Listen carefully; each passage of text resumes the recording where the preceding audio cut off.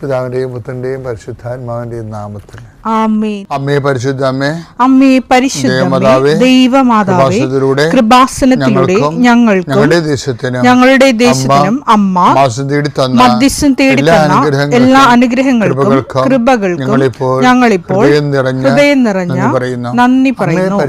അമ്മേ പരിശുദ്ധമ്മേ, ദൈവമാതാവേ, 2004 ഡിസംബർ 7 ഉച്ചകഴിഞ്ഞ് 2:30 കൃപാസനത്തിൽ സംഭവിച്ച അമ്മയുടെ പ്രത്യക്ഷപ്പെടലിനെക്കുറിച്ച് തിരുസഭയ്ക്ക് സമർപ്പിച്ചിരിക്കുന്ന പഠനരേഖകളുടെ മേൽ സഭാത്മകമായ പഠനം ആരംഭിക്കുവാൻ ഞങ്ങൾ പ്രാർത്ഥിക്കുന്നു. അമ്മേ പരിശുദ്ധമേ, ഭൂസ്വർലോകങ്ങളുടെ രാജ്ഞിയായ അങ്ങേയ്ക്ക് ഭൗമസംരക്ഷണത്തിനായി പ്രപഞ്ചപ്രകൃതിയെ തന്നെ തിരുസഭ പ്രതിഷ്ഠിക്കുവാൻ ഈ പ്രത്യക്ഷീകരണം വഴി ഇടയാക്കണമേ. പരിശുദ്ധമേ, ജപമാല മാതാവേ, സകല കൃപാസനം പ്രാർത്ഥനയോടും ചേർത്ത് ഞങ്ങളിപ്പോൾ പ്രാർത്ഥിക്കുന്ന ഈ കുടുംബത്തിന്റെ പ്രത്യേക നിയോഗം മക്കളെ.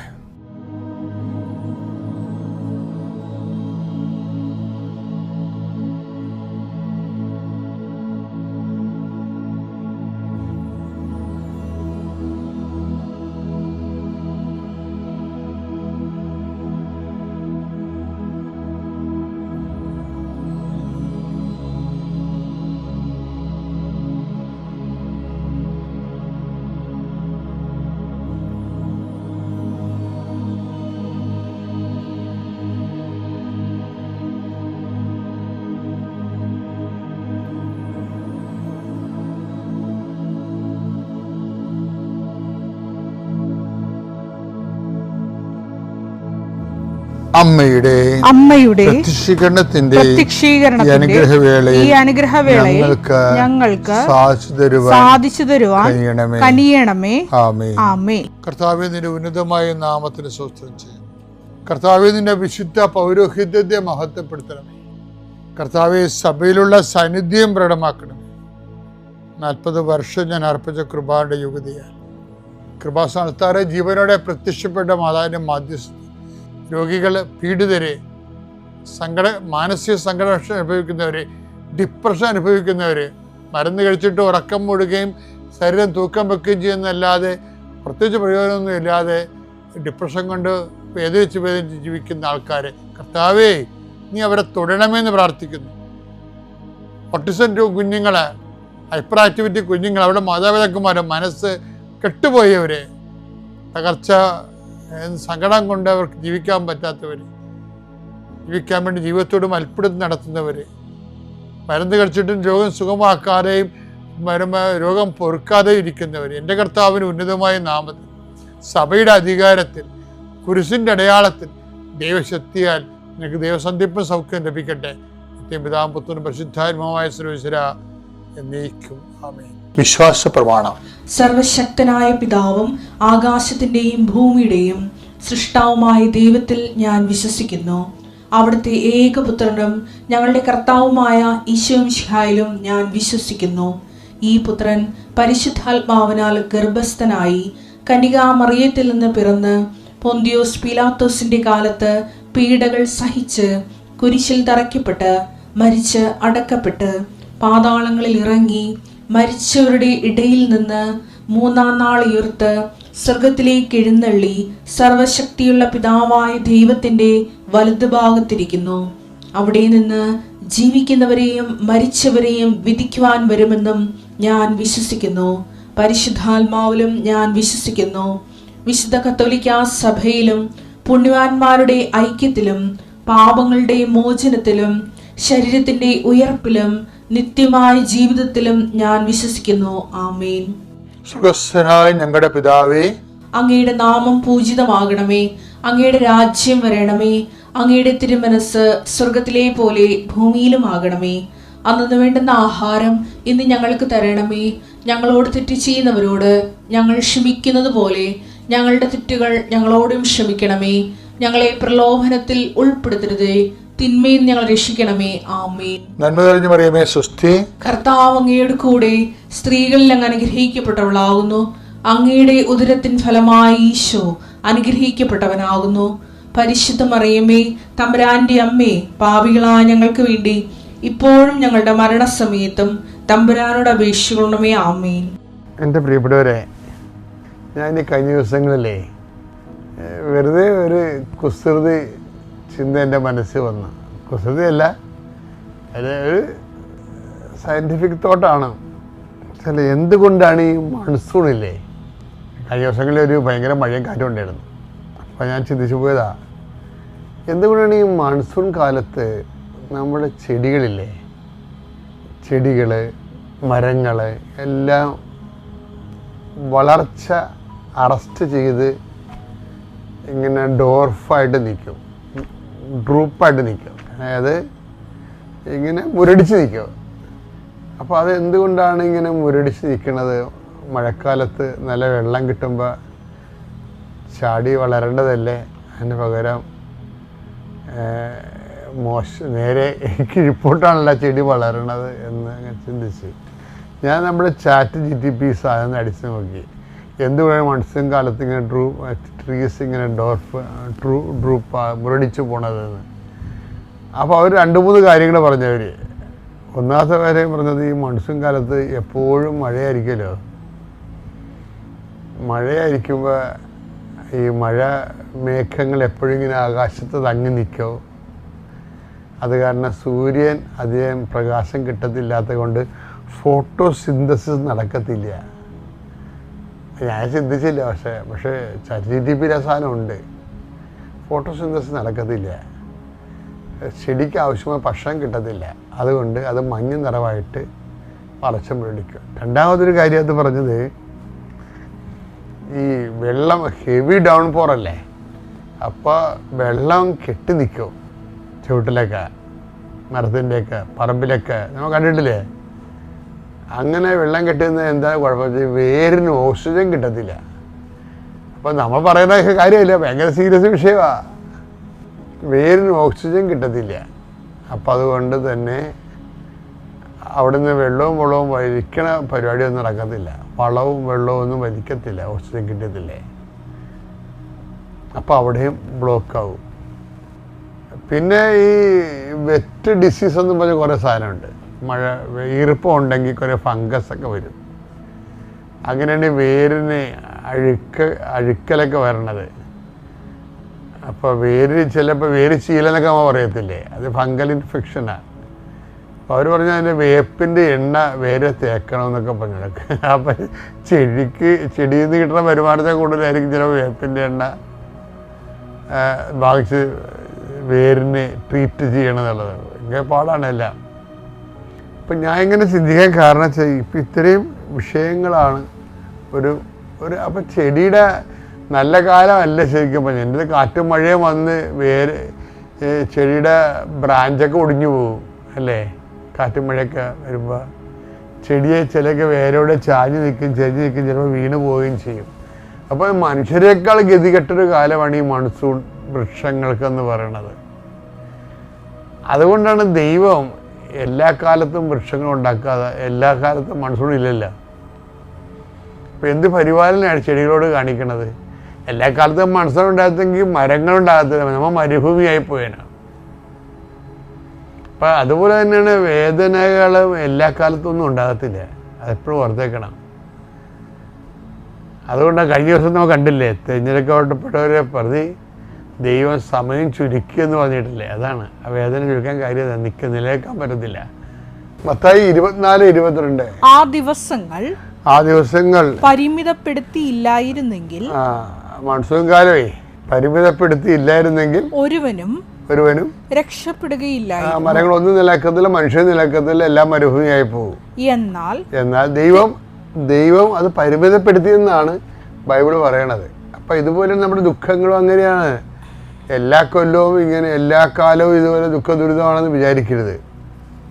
ഒരു ടൈം വെച്ച് അത് സ്റ്റോപ്പ് ചെയ്യും. അപ്പോൾ കൊണ്ട് പ്രത്യാശയോടെ ഒരു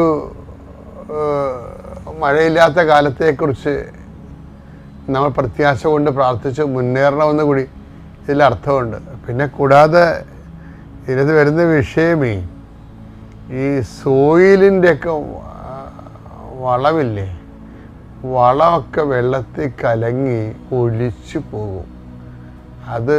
അതിങ്ങനെ ഒരു വളം ഉണ്ടെങ്കിൽ തന്നെ, വളം ചുവട്ടിലുണ്ടെങ്കിൽ തന്നെ മൺസൂൺ വരുമ്പോൾ അത് ഒലിച്ചു പോകും. ഒലിച്ച് വല്ല പറമ്പിലും പോകും, ചിലപ്പോൾ വല്ല തോട്ടിലും പോയി ഒഴുകിപ്പോകും, വേസ്റ്റായി പോകും, ആർക്കും യൂസ് ആകത്തില്ല. അപ്പം ഇങ്ങനെയൊക്കെ വരുമ്പോൾ നമ്മൾ ശരിക്കും ഒരു ഉണങ്ങത്തില്ലെങ്കിൽ മെലിഞ്ഞ് ഫലപ്പെടുവിക്കാത്ത രീതിയിൽ മെലിച്ചിൽ വരും. ഈ ഒരു കാലം മനുഷ്യന്മാർക്ക് എല്ലാവർക്കും ഉണ്ടാവും മൺസൂണിൻ്റെ ഒരു കാലം.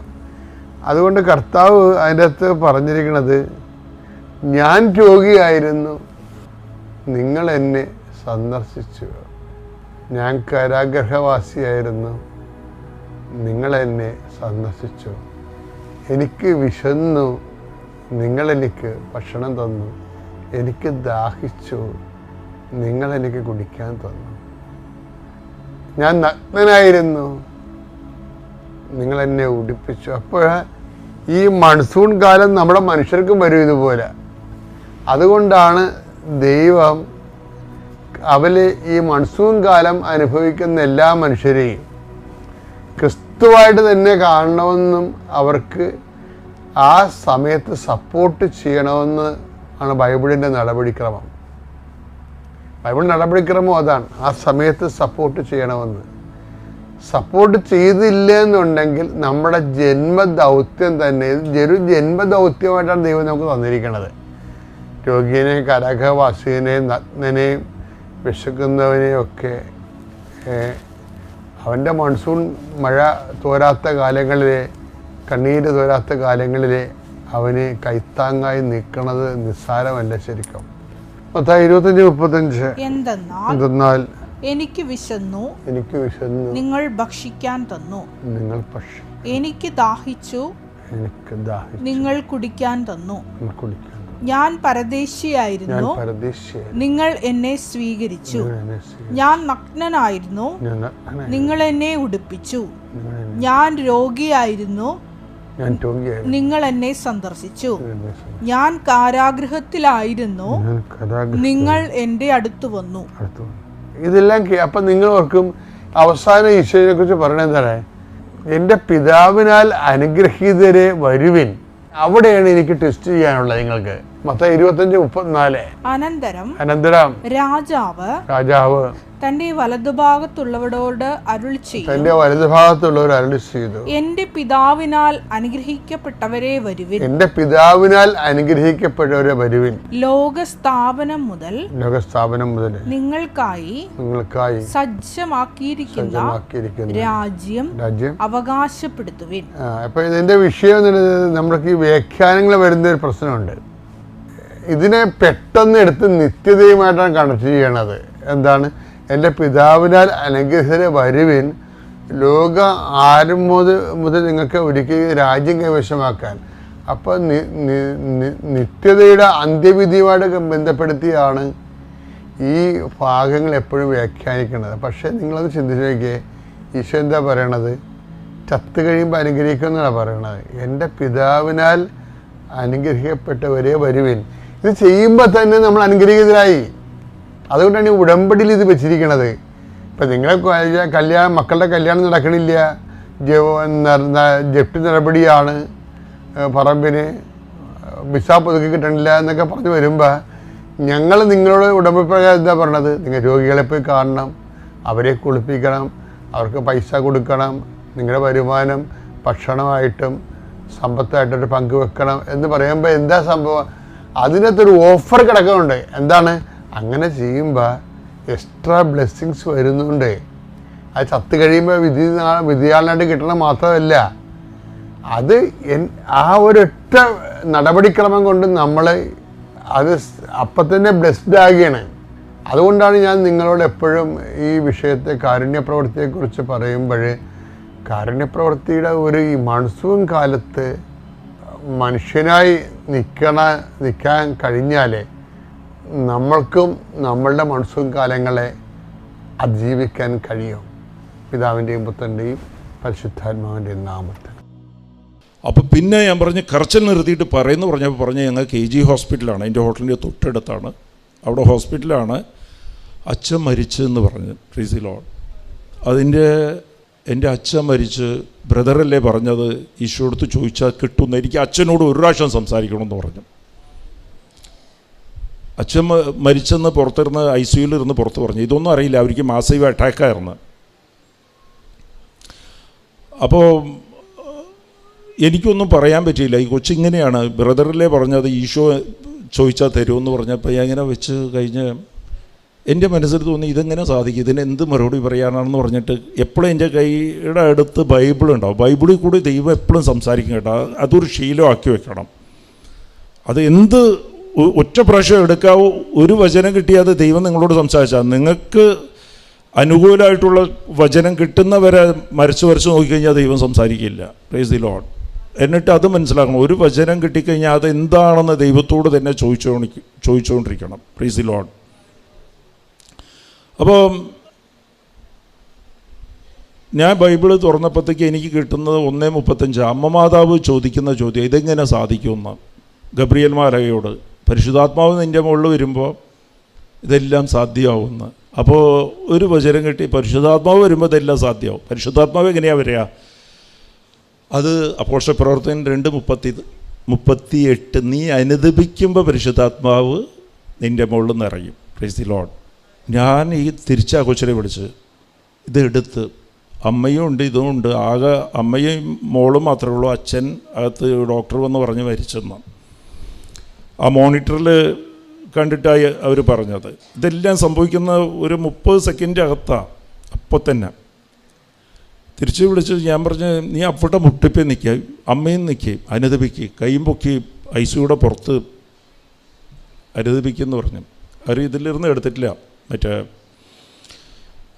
വെൻറ്റിലേറ്ററിൽ വെച്ചിരിക്കുക.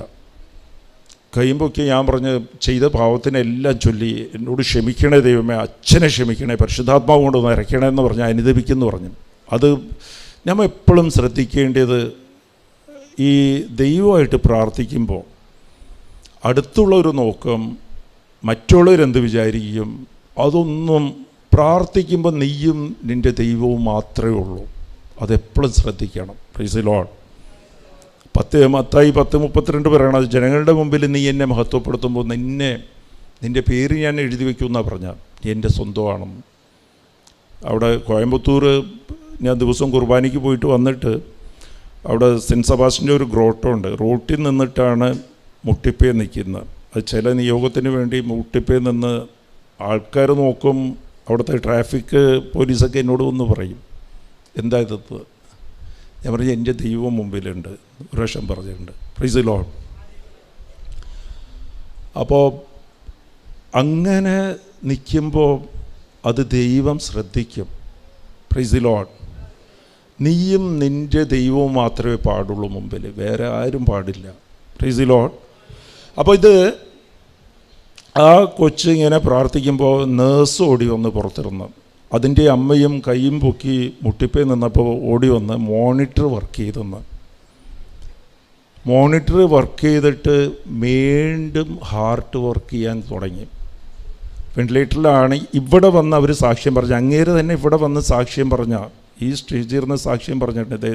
എൻ്റെ ക്ലെമൻ്റ് ഉണ്ട് ഞങ്ങളെ പ്രാർത്ഥനയിലുള്ള, ഇവിടെ ഒന്ന് സാക്ഷ്യം പറഞ്ഞാൽ അതിൽ അതിശയം എന്താണെന്ന് വെച്ചാൽ അങ്ങേർക്ക് 80% ബ്ലോക്ക് ഉണ്ടായിരുന്നു. അത് കഴിഞ്ഞപ്പോൾ ബ്ലോക്ക് കാണുന്നില്ല. അതിൽ പിന്നെ ഒരു 3 ആഴ്ച കഴിഞ്ഞിട്ട് അവിടെ പ്രാർത്ഥനയ്ക്ക് മോളിൽ കയറി വന്ന് സാക്ഷ്യം പറഞ്ഞു. അപ്പോൾ ഈ അനുതാപത്തിന് അത്രയ്ക്ക് പവറാണ്. നമ്മ വാതിൽ തുറന്നു കൊടുക്കണം ദൈവത്തിന്. അപ്പം നീ പ്രവർത്തിക്കണം. പ്രവർത്തിക്കേണ്ടത് അനുദപിക്കുമ്പോൾ നീ പ്രവർത്തിക്കണമെന്ന് പറഞ്ഞാൽ നീ ശ്രദ്ധിക്കേണ്ടത്, ഈ പാപിനിയായ സ്ത്രീയോട് ഈശോ പറഞ്ഞത്, ഞാനും നിന്നെ വിധിക്കില്ല, നീ വീണ്ടും ആ പാപം ചെയ്യരുത്, വീണ്ടും പാപം ചെയ്യരുതെന്ന് പറഞ്ഞാൽ പാപം അത് ശ്രദ്ധിക്കണം. പാപം ചെയ്യാതിരിക്കണം എന്നുണ്ടെങ്കിൽ നമുക്ക് കൃപ വേണം. എഫേസ്യർ 2:5 പറയണത് കൃപ വഴിയെ നീ രക്ഷ പ്രാപിക്കുന്ന. അപ്പോൾ കൃപ കിട്ടാൻ നീ എന്ത് ചെയ്യണം? പ്രവൃത്തിയിൽ കാണിക്കണം. അനുദപിച്ച് കഴിഞ്ഞാൽ കൃപ കിട്ടുന്ന എങ്ങനെയാണ്? ഈശോയിൽ വിശ്വസിക്കണം. ഈശോയുടെ വിശ്വാസം പ്രഖ്യാപിക്കേണ്ടത് എങ്ങനെയാണ്? ബൈബിൾ വായിക്കണം, വചനം വായിച്ചുകൊണ്ടിരിക്കണം. Price the Lord. വചനം വായിക്കുമ്പോഴാണ് നമുക്ക് അനുദപിക്കാൻ പറ്റുക. വചനം നിങ്ങൾ വായിച്ചുകൊണ്ടിരിക്കും.